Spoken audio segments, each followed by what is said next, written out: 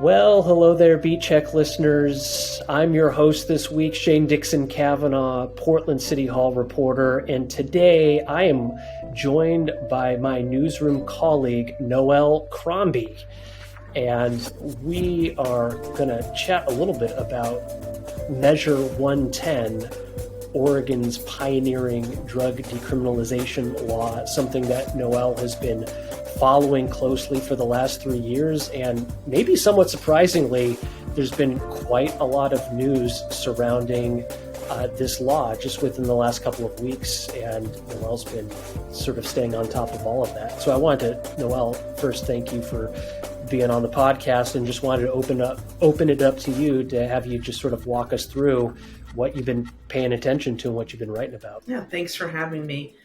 Yeah, I'd say that the politics around Measure 110 have, as you said, really heated up in the past month or so. I guess before we get into that, it's helpful to remind listeners about what is Measure 110. It was a voter-approved law that did two things.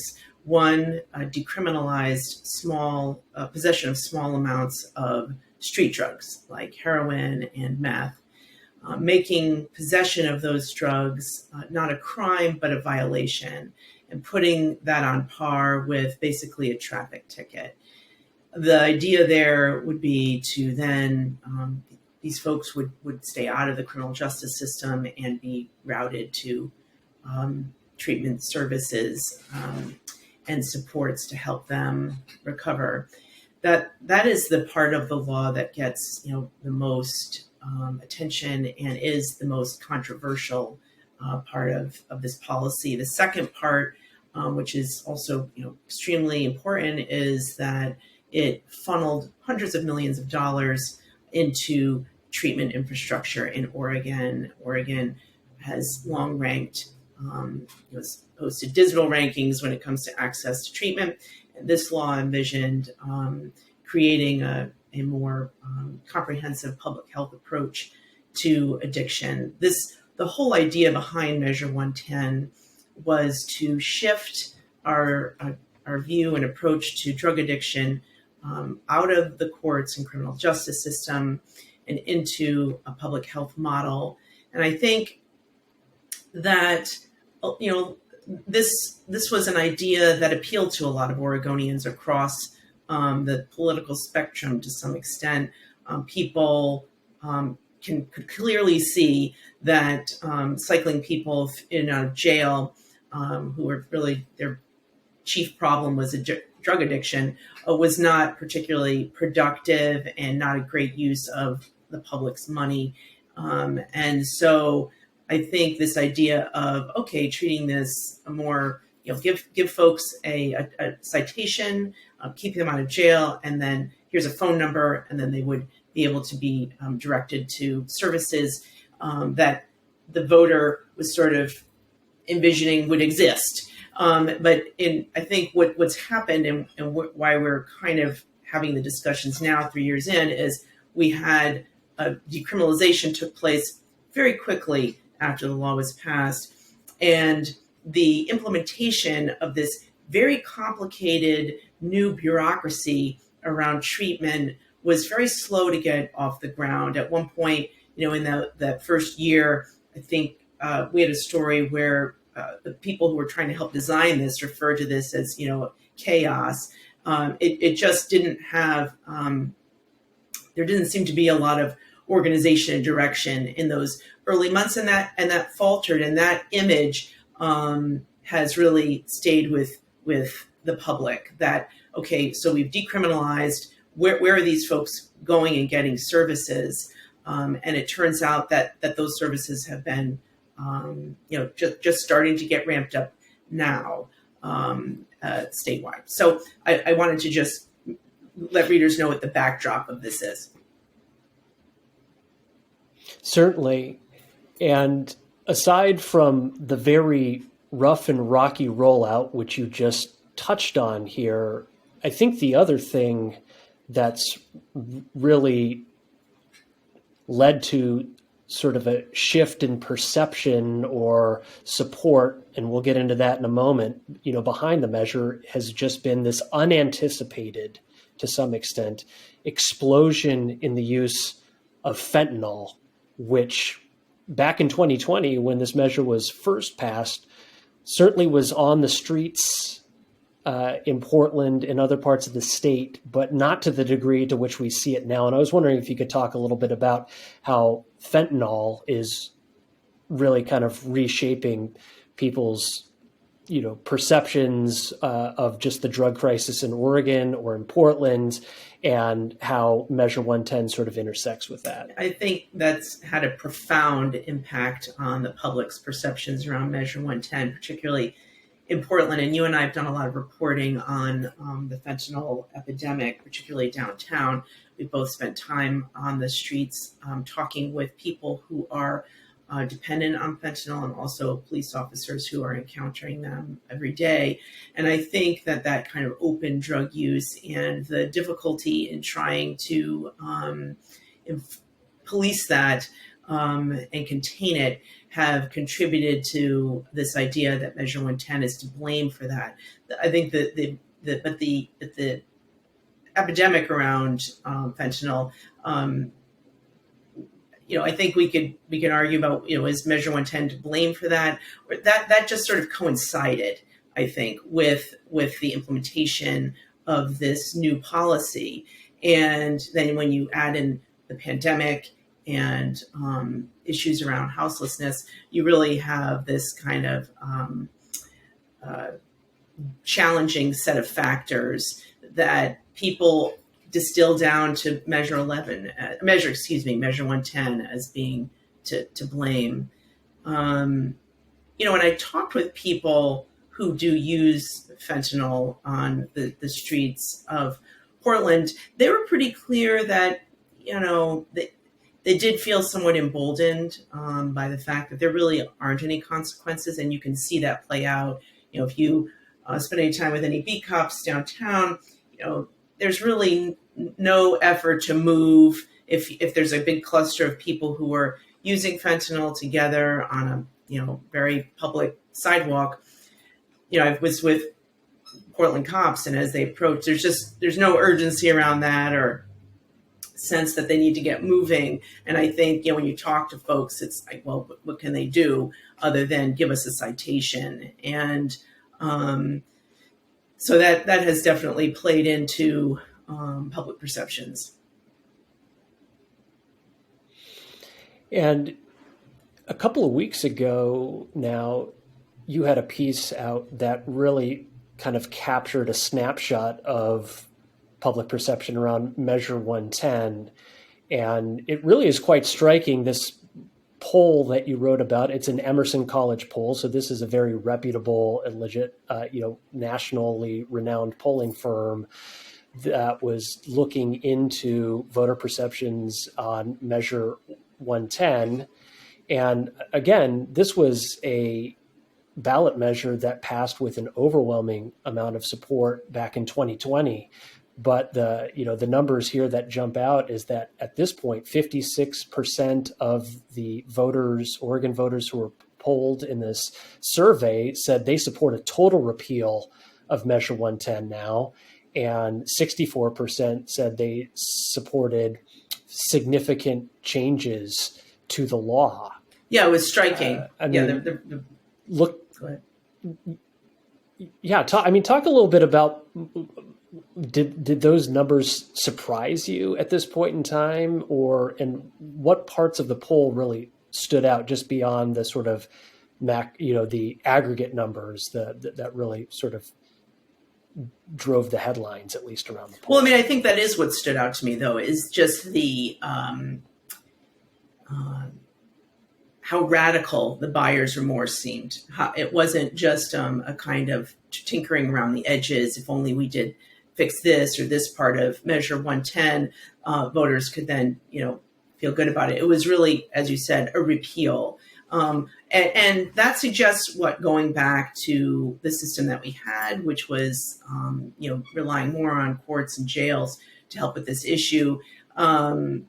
it was really striking how sour the electorate had become on this public policy that just a few years ago was being touted as this kind of first in the nation, pioneering approach, and perhaps a model for the country.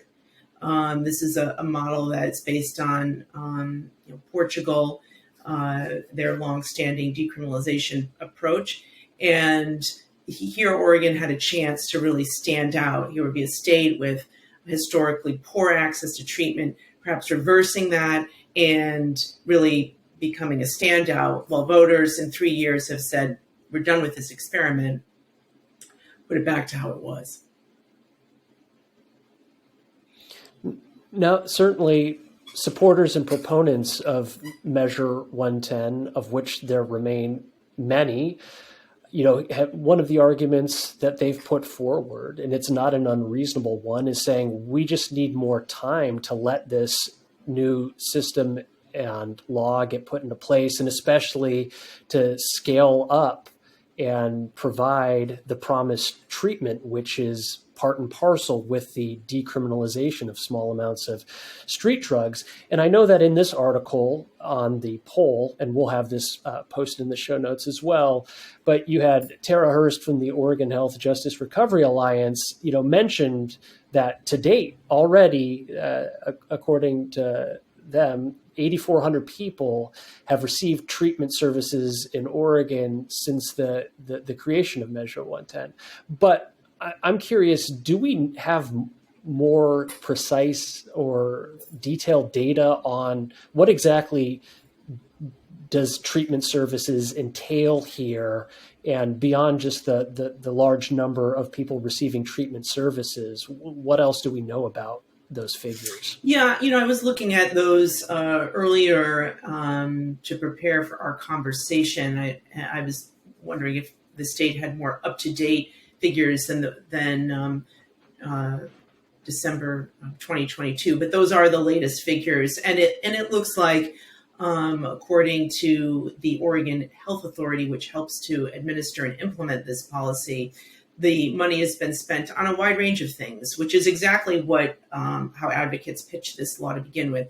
That includes treatment, just actual treatment, and that's about 8,000 people who have received treatment so far. More than that, though, people have received peer support services, harm reduction services, and then to a much smaller extent, help with housing and employment. And I think, one of the, philosophically, one of the issues that is becoming more clear or stark in this political debate that's surrounding Measure 110 is this desire among critics of Measure 110 to impose more accountability, to really force people into treatment. And to remove this idea of a choice. And if there is a choice, well, then the choice is between treatment or jail. Sort of kind of maybe returning to more of a drug court system. And people like Ms. Hurst, who is helping to kind of also implement this. She represents the organization that includes the Drug Policy Alliance, which helped fund the campaign for Measure 110. She and others who support Measure 110 have really de-emphasized really accountability and emphasized harm reduction and providing the opportunity for treatment, but not necessarily directing people to treatment. And I think that's really been a philosophical disconnect here. And I think we're going to hear a lot more about that as this debate around the future of Measure 110 continues to heat up. I've certainly heard about it among the people who want to see this reversed. As you mentioned, I've done some reporting lately on that political effort. And there is a coalition of civic and political leaders and who are saying we want the legislature to address the problems with Measure 110, or we're going to take this back to the voters. And as they see it, their main their chief complaint is the kind of that decriminalization component, not the money going into all these services, but making minor drug possession a crime, making it a misdemeanor. They acknowledge, though, that returning to the system that we had is not what they're seeking. It's not entirely clear yet, how their system would work, or what exactly they would like to see, other than let's bring the criminal justice system back into this. And Measure 110 folks like Ms. Hurst are saying you're just going back to a system that doesn't work, and also we're just getting this other infrastructure up and running. Let's see how it goes. And I want to get into a bit more detail with you about this coalition that's coming together that is going to push to unwind portions of Measure 110 at the beginning of next year, it looks like, when the legislature meets for a short session. But before we do that, just getting back to sort of the treatment side of the law and the data that we have at this time. I brought up the 8,400 people have received treatment services, but what beyond that, what is the state tracking right now in terms of outcomes from these treatment contacts? I mean, is there more detailed data that the Oregon Health Authority provides? Do we know what happens to folks after they receive these treatment services or peer support services or connected with housing and job services? Are there measurable outcomes? Are there goals? Are there metrics? What's out there? Yeah, that's a great question. And, I'm not seeing that level of data on their so-called sort of dashboard where they're tracking how the dollars are being spent. They are tracking the race and ethnicity of the people who are coming into this system. This, by the way, it's envisioned as a statewide approach. So, these services are, these are obviously are statewide figures. What I think is interesting is that, and by the way, they are tracking the number of encounters each of these folks who are entering the system are having with the system. But I do think it's interesting that, treatment was I think the big selling point for the voter. And what we're seeing at least in this early data is that more often people are getting other services paid for by 110, whether it's harm reduction or housing. And I think this other issue that's come up in my reporting is, when police issue these citations, which it's kind of hit and miss depending on the community. Some communities embraced it. I would say very few communities embraced it, but there are a couple in Southern Oregon that went with this is the system, and they were using citations. And Portland police were using the citations to much less extent. But these citations have a phone number on them where people can seek treatment. Make a call and get some help and be screened for all kinds of services. And what we saw was there were so few tickets being issued that wasn't really a productive route into treatment. What Measure 110 advocates have said is, hey, we're moving away from citations. We're moving away from police being the entry point for treatment. And we want people to just, if they need help, here's the number. And we've actually been running that number with our stories because it is this idea that this isn't only a system you can access through the criminal justice system. But back to your original question, it does not look like outcomes and success with treatment, at least at this point, are being tracked. And if they are, we can follow up on that.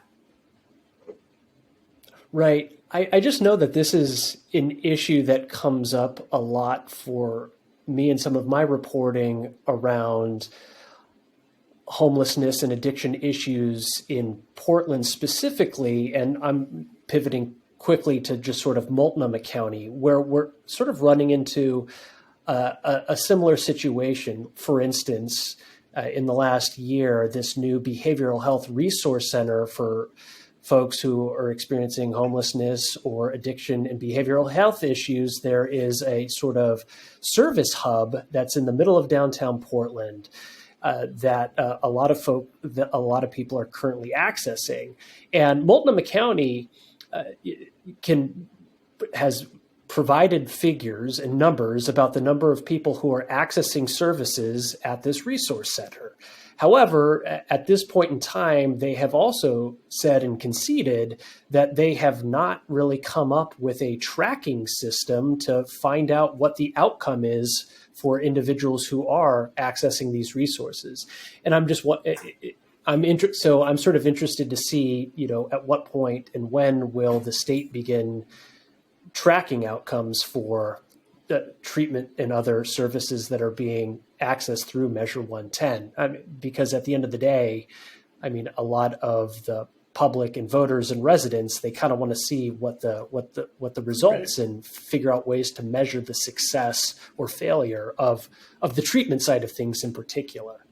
But anyway, so moving on a little bit, in terms of the politics, as you said, heating up around Measure 110. First of all, you did the reporting on this poll that shows voters are really starting to sour on this measure. And then soon after that, you had this in-depth piece that is looking at and sort of revealed that there is this group that is coming together to really make a hard push in the legislature. And if that doesn't work, then potentially to bring a ballot measure to voters to either roll back, repeal, or radically alter Measure 110 as it currently stands.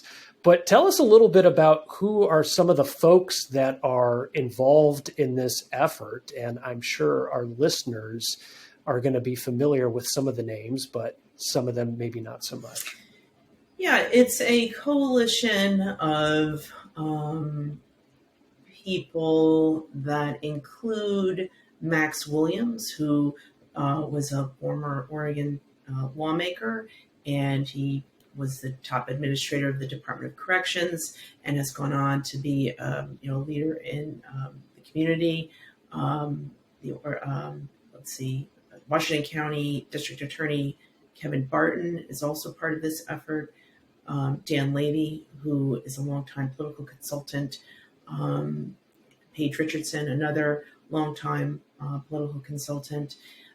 Betsy Johnson, of course, a former gubernatorial candidate, is helping to fundraise for this. And those meetings about raising money and getting support, financial support, are happening now. And if these folks do end up having to mount a ballot, an initiative campaign, that'll be really expensive. So they're raising money. I did speak with Jordan Schnitzer, a really prominent Portland real estate mogul, who said he was going to be pitched on this idea shortly, and he was inclined to support it financially. I spoke with Tim Boyle, of Columbia Sportswear. He said the same thing, that he had pledged support. And what I heard from both of them was, again, this kind of accountability component being missing from Measure 110, and also a concern specifically for downtown Portland. And this feeling that they perceive it as, there's a kind of an element of lawlessness around drug use, and that drug use is tied to other kind of quality of life crimes.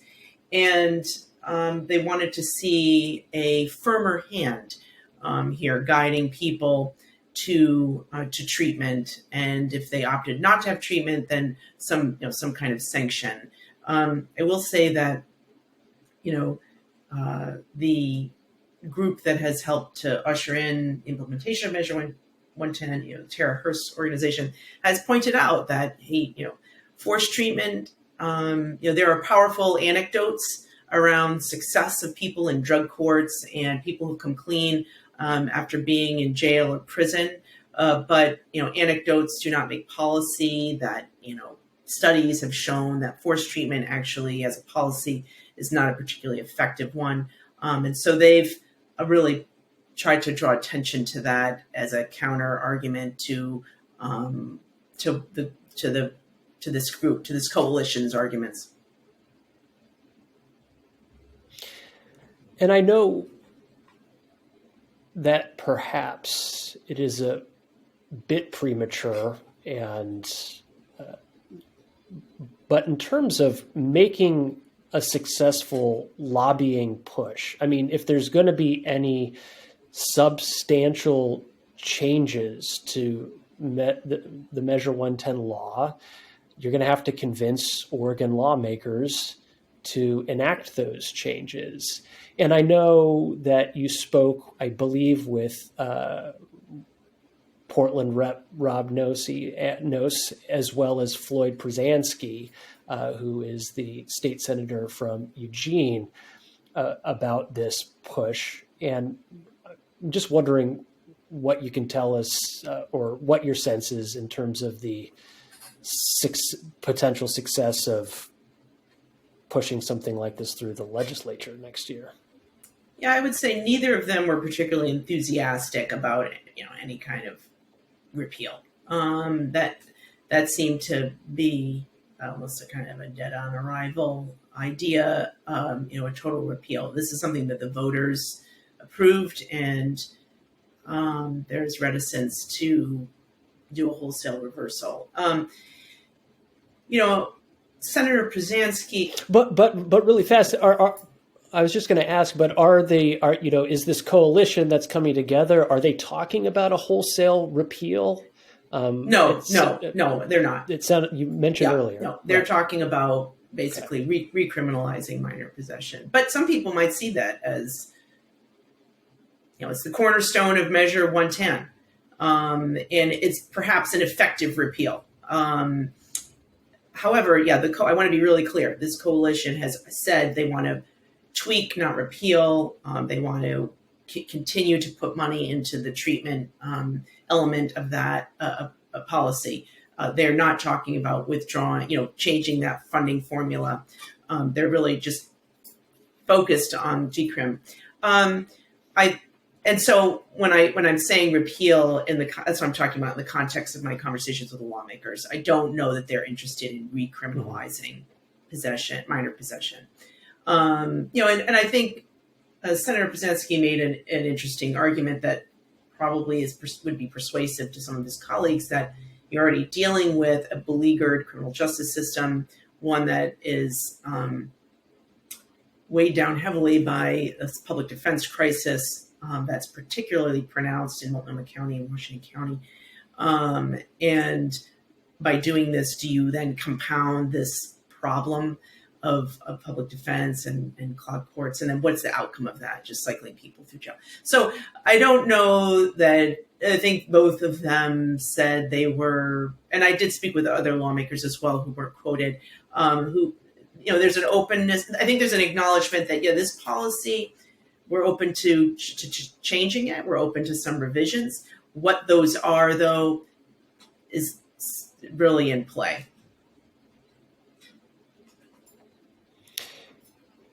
And since, one of the defenses that have been offered by proponents of Measure 110 has simply been that there hasn't been enough time yet to kind of get the treatment side of things up and running, firing on all cylinders. And I'm wondering if you've heard from lawmakers and or proponents, supporters of 110, have they given sort of a timeline at this point as to when they expect to see that portion, the treatment portion of the measure, to be fully implemented and, delivering what was promised in the measure at this point in time? I don't actually know the answer to that question. If they've provided a timeline for what you're saying is, sort of a fully functioning system, I don't know if that timeline has been provided, and if it has, I'm not aware of what it is. I will say that the state, that so far, if you get back to the data that the Oregon Health Authority has compiled thus far, I mean, the state has awarded $265 million to more than 200 organizations that provide or that work in in this kind of treatment area. So, I mean, the program is definitely up and running in terms of money flowing out to organizations, and some people beginning to access those. So it's not, we're not where we were a couple of years ago, where it was months into the law's enactment, we still hadn't seen any money going out.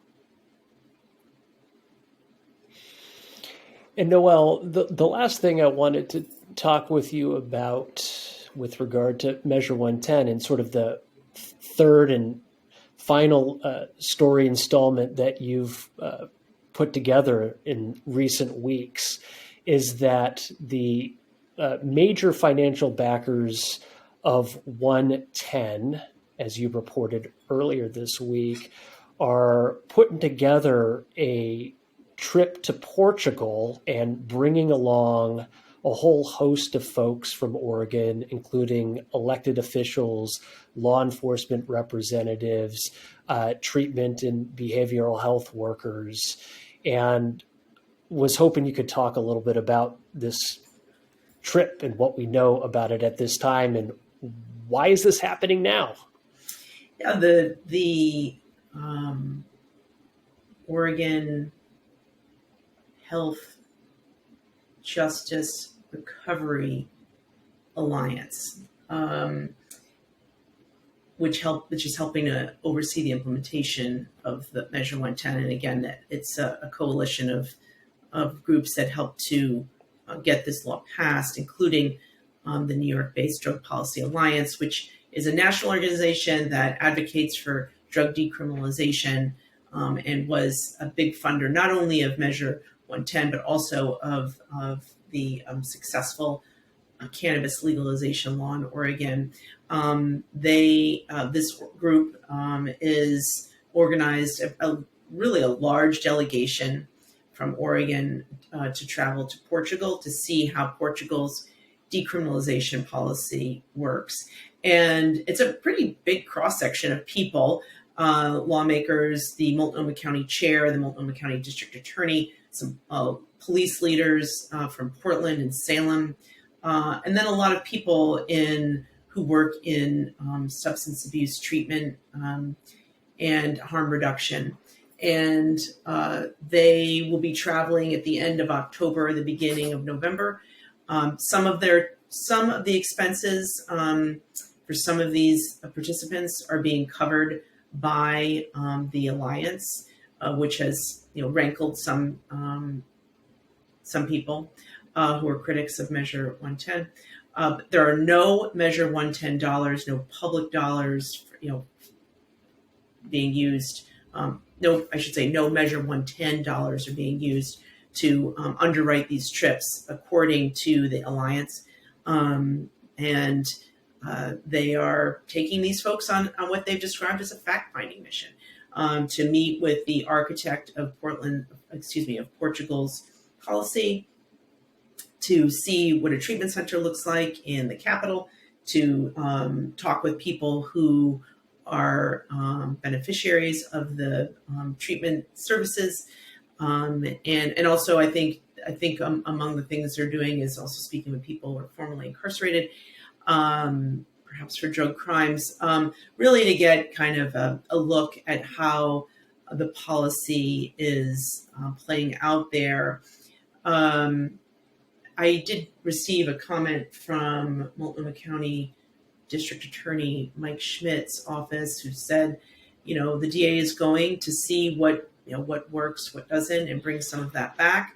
I spoke with the lone a Republican lawmaker who's going, Lily Morgan from Southern Oregon, who is a staunch opponent of Measure 110. And she said she was going just to kind of, fact check to make sure that the information that's coming back to Oregon and being reported back to Oregonians is accurate and what she heard from on the ground there. So it's a big group. I think the last count of it was maybe a dozen people were going. It could be more, but it's a significant group with the idea that they will come back and work to tweak, change Measure 110 to make it more effective. And was there any names not on the group among the participants in this delegation that surprised you?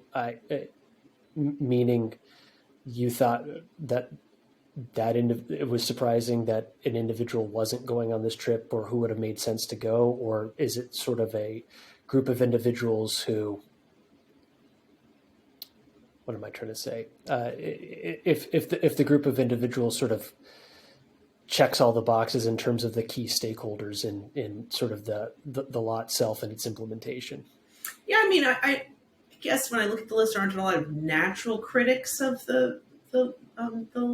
I mean, there are some police figures. There'll be police representatives, union officials, and just one lawmaker. And so it seems like a group inclined to already be in support of the measure, largely. And so I'm not sure about a change of hearts and minds coming out of the trip, given that representation. But I guess we'll see. And is the idea behind having this trip to Portugal, this quote unquote fact-finding mission, is to bring back some ideas with the expressed purpose of making changes to Oregon's Measure 110 law?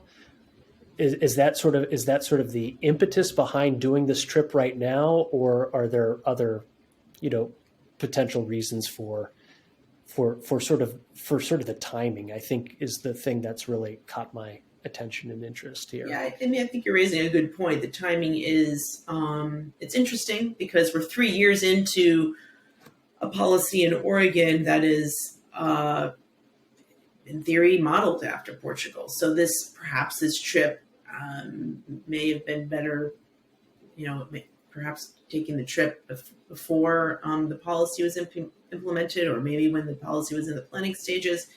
Maybe that would have made more sense. But now, 3 years in, when the policy is kind of hitting some rocky road here in terms of the public's perception of it.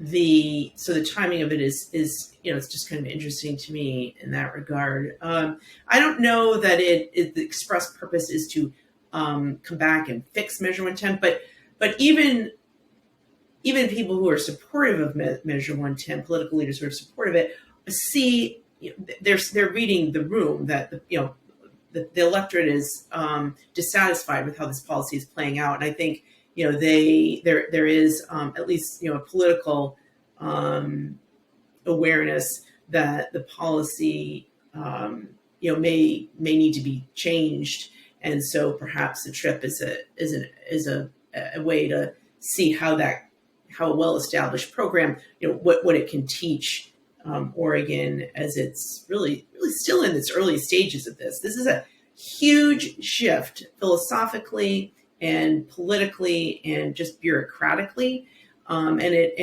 we're 3 years in, and it's a giant ask, and so I think it's kind of a taking stock time, and so maybe these leaders are going just to see how can we improve this, how can we save it, how can we make it so that it is more palatable to the general public.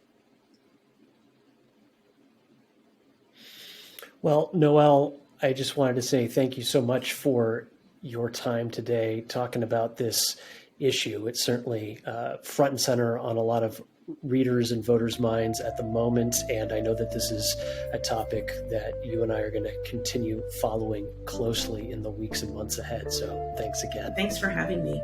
Thanks so much for listening to Beat Check with the Oregonian. If you like this show, give us a 5-star rating and review on Apple Podcasts. It really helps people find the show. And be sure to tell a friend, help spread the word.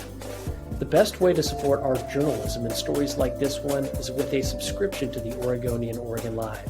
You can do that at OregonLive.com/pod support. Until next time.